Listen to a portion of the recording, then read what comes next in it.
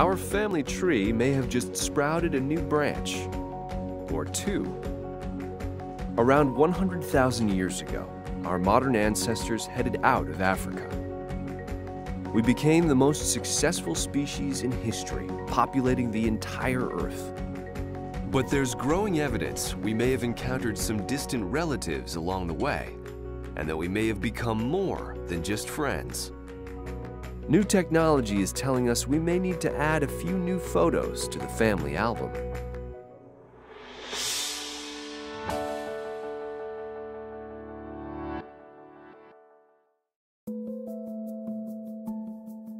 As they migrated, met, and mated, our early ancestors left a lot more than fond memories behind.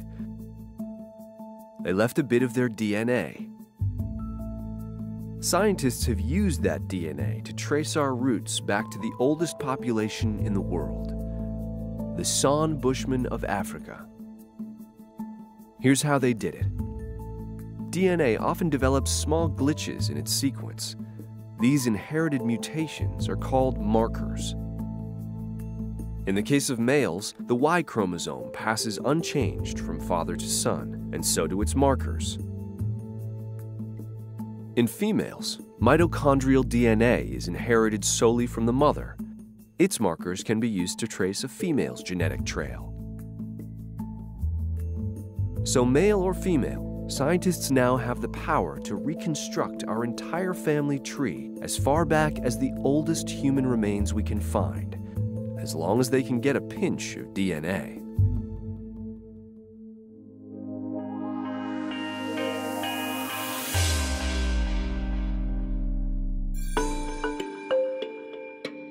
DNA studies show our earliest ancestors may have first appeared in Africa roughly 200,000 years ago. But around 50,000 years ago, in the throes of an ice age and severe drought, several groups were driven out in search of food. One group followed the coastal areas of the Indian Ocean. Around the same time, a second wave of migration headed north, splitting somewhere in the Middle East to sweep into Europe and Asia. These first members of our extended family were on their way to populating the globe.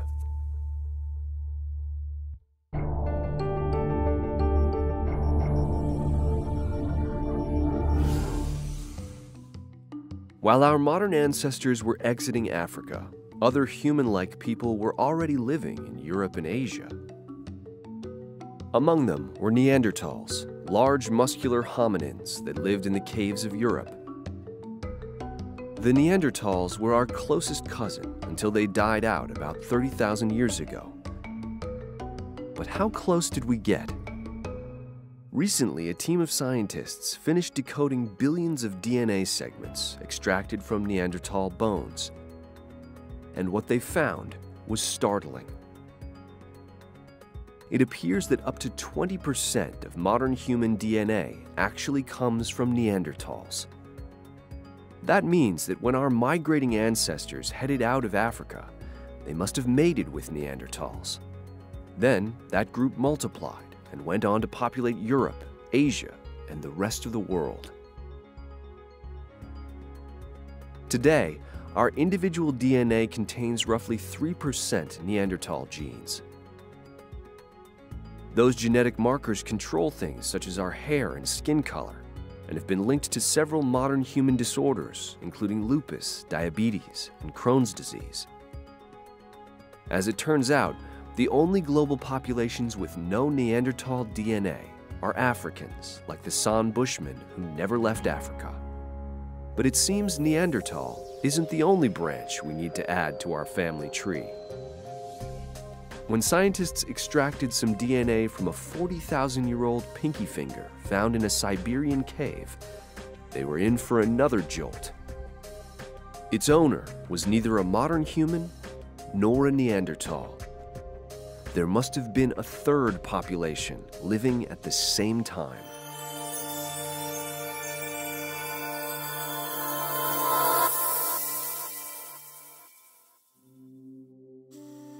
The little finger bone belonged to a girl around 5 to 7 years old. It was discovered in the Denisova Cave in southern Siberia. The find adds a third distinct branch to our human family tree. Modern humans, Neanderthals, and now Denisovans, who split with the Neanderthals around 300,000 years ago. The Denisovans lived at a time when all three groups were hunting, fishing, painting caves, and making animal carvings. They weren't as chunky as their Neanderthal and modern human counterparts. They walked upright, and apparently, they also enjoyed the company of strangers.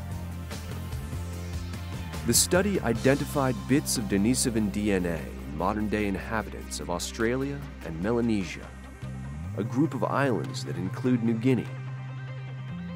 That suggests the ancestors of Melanesians interbred with the Denisovans, who were on their way to populating Asia. While we've known about our Neanderthal cousins for over 150 years, we've just met the Denisovan clan. What other family secrets might our mysterious new cousins reveal? Only time and a bit of DNA will break the silence.